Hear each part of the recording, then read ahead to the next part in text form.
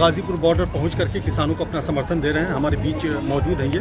सबसे पहले अपना नाम बताएं आप। जी, मेरा नाम डॉक्टर गुड्डू यादव पड़ेगा और मैं आप सबको जो भी मीडिया कर्मी है मैं उनका धन्यवाद देना चाहता हूं जो अपना कीमती समय लेकर।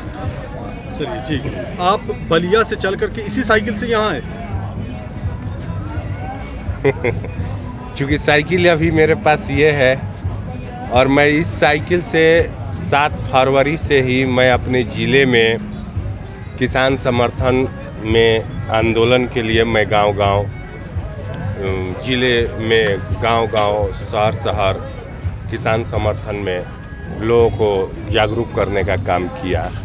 और मैं 23 मार्च को शहादत दिवस के दिन मैं अपने गृह नगर बलिया से निकला और मैं कल शाम को करीबन इसी समय मैं यहाँ पर पहुँचा, लेकिन मैं काफ़ी थक चुका था और मैं बात करने की स्थिति में। 23 मार्च को चले और कल पहुँचे, यानी कि 7 अप्रैल को यहाँ पहुँचे। जी, तो काफ़ी लंबा वक्त लगा आपको वहाँ से यहाँ तक आने में? जी जी, रुकना पड़ा होगा बीच में? जी। अच्छा, तो अकेले थे या और भी लोग थे? नहीं, हम अकेले थे।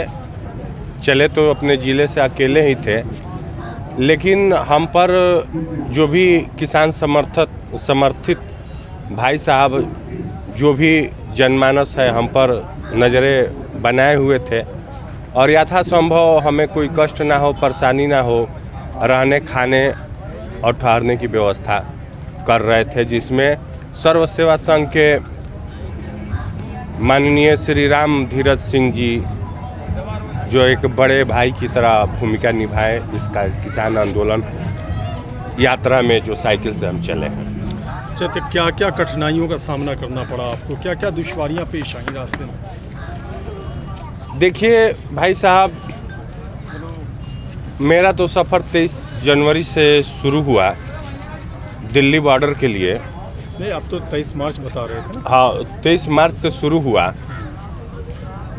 जितना मुझे कष्ट हुआ उससे कहीं मुझे जो है उत्साहवर्धन मिला कि जो लोग और मीडिया ये प्रचार प्रसार करने पर लगा हुआ है कि बस ये कुछ चुनिंदा लोग हैं जो आंदोलन में लगे हुए हैं, लेकिन मैं जब बलिया ज़िले से चला तो मुझे दिल्ली तक अपार समर्थन और सहयोग मिला और लोगों ने मेरा उत्साहवर्धन किया और मुझे उनके उत्साहवर्धन के आगे जो मुझे कष्ट हो रहा था मुझे कभी आभास नहीं हुआ कि मैंने कष्ट झेला है या झेल रहा हूँ। अच्छा, ये बताइए, आप जब बलिया से चले 23 मार्च को, 7 अप्रैल को आप गाजीपुर बॉर्डर पे पहुँचे। जब आप वहाँ से चले थे तो जाहिर सी बात है मन में बहुत सारी चीज़ें रही होंगी, बहुत सोच डेवलप हुआ होगा। जब यहाँ आप पहुँचे तो क्या नज़र आया? क्या कुछ फ़र्क नज़र आया जो आप सोच के चले थे, या जो सोच करके चले थे उससे कहीं ज़्यादा कुछ नज़र आया?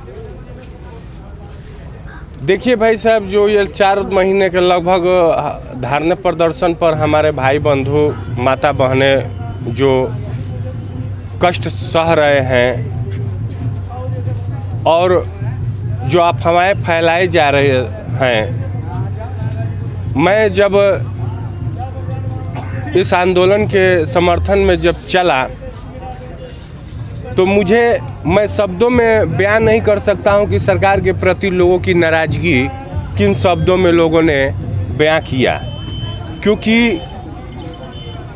ये सनातन धर्म संस्कृति को लेकर चलने वाले हैं, लेकिन बड़े अफसोस के साथ कि ये सनातन धर्म संस्कृति के मानने वाले लोगों के दिलों में क्या इनके प्रति है वो भी जानने का कष्ट करे सरकार। इशारा है आपका? कहाँ, किसके बारे में कह रहे हैं आप? हमारा इशारा सीधी जो है कि सरकार के प्रति है। और भाई साहब, जिस अनुभव को मेरा हुआ इस आंदोलन समर्थन साइकिल यात्रा के दौरान, मैं आपसे वो बयां कर रहा हूँ। तो ये सरकार पे अचानक से सनातन धर्म को लेकर के निशाना साध रहे हैं, इसकी वजह कुछ हो सकती है ना? हाँ, जो वजह ज़रूर है, क्योंकि मैं भी सनातन धर्म से आता हूँ और सनातन धर्म संस्कृति में अशब्द शब्दों का कोई मायने नहीं रखता और इसकी कोई जगह नहीं है।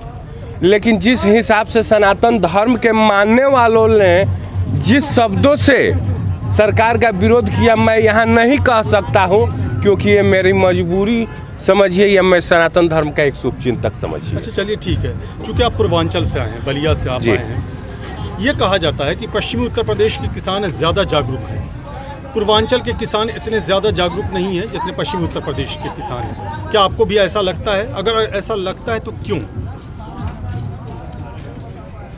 देखिए भाई साहब, आपका बात तो सही है, लेकिन जहाँ पश्चिमी और पूर्वांचल की बात है तो मैं आपको बता दूं कि ये जगह पर मेरी तीसरी बार आगमन हुआ।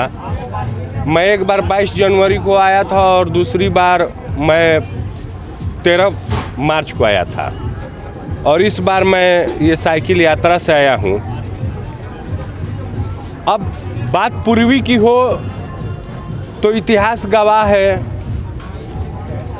कि आज़ादी से पहले भी बलिया बागी के नाम से मशहूर था, और आज भी बगावत करने में कहीं भी पूर्वांचल और बलिया पीछे नहीं मतलब है। उस इलाके में किसान जागरूक हैं, आपके कहने का ये मतलब? हाँ, तो ये जागरूकता उनमें आ रहा है, और बहुत जल्द पूर्वांचल के किसान गांव-गांव, गली-गली, शहर में जो है कि आंदोलन के समर्थन में खड़े होने जा रहे हैं। अच्छा ये बताइए, आप खेती किसानी भी करते हैं? जी, और क्या क्या करते हैं? मैं देखिए पेशा से तो होम्योपैथ का चिकित्सक हूँ, अरे वाह।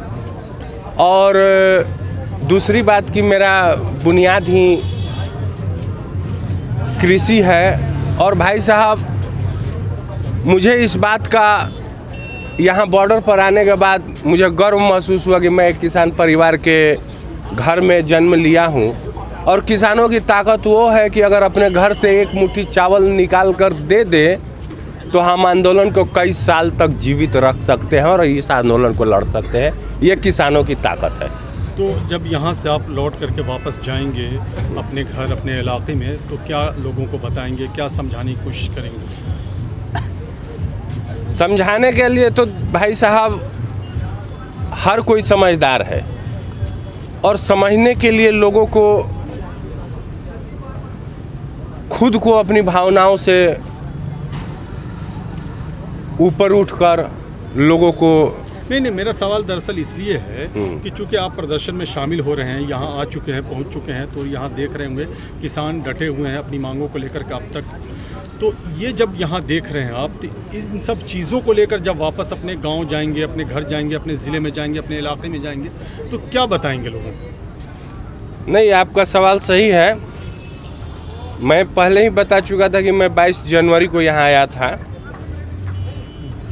और मैं पूरे ही देश के नौजवानों से, किसानों से ये आग्रह करूँगा कि आप भी जहाँ भी देश में आंदोलन हो रहे हैं वहाँ पहुँचें और इस आंदोलन के बारे में आप समझें। और जहाँ तक मुझे सवाल है, मैं यहाँ आया, समझा, और तभी मैं अपने ज़िले में समझाने के साथ साथ आज मैं 23 मार्च को साइकिल से इस यात्रा को लेकर चला और लोगों से मिलते जुलते, समझते और समझाते हुए आया।